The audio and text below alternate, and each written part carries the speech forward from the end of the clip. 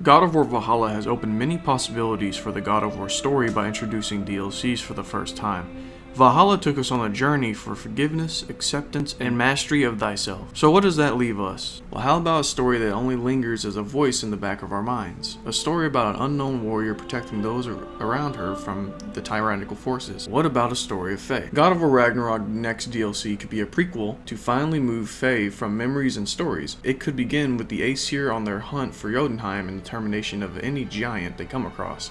Faye aiding her people back home. She would stay behind in the Nine Realms after the fall of Thamra.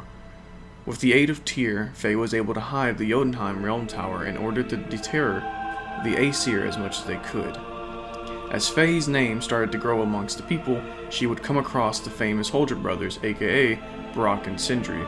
Their reputation tainted by Mjolnir, the very hammer that was wiping out an entire race, the two brothers felt a need to undo their wrong by when they met Faye, they saw their opportunity.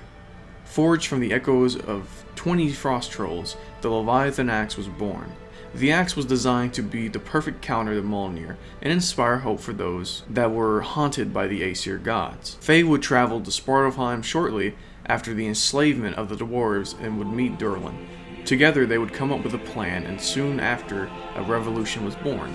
This DLC could finally give us more context on what happened during this revolution. How did Faye get away while the others perished? In the revolution, we know we'll see characters like Heimdall again, because it is later told in Ragnarok that the scar on Durlin's head was burnt in by the Heimdall. I can imagine Heimdall, Magni, and Modi being sent by Odin to contain the dwarves while Baldur and Thor hunted the remaining giants. This could lead into the story we know in Vanaheim, where an entire landscape was left in ruins by the battle between Faye and Thor. We learn even Faye has a dark past, and even her rage can be as frightening as our God of War. I believe the battle would be extremely devastating for Thor and Faye, to a point they might have to separate.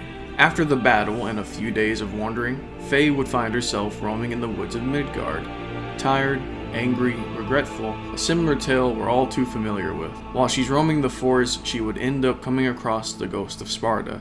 The two dove into their instincts and clashed together, but amongst their clash a spark would bloom. The two were tired of wars. They wanted something fresh and they wanted something new.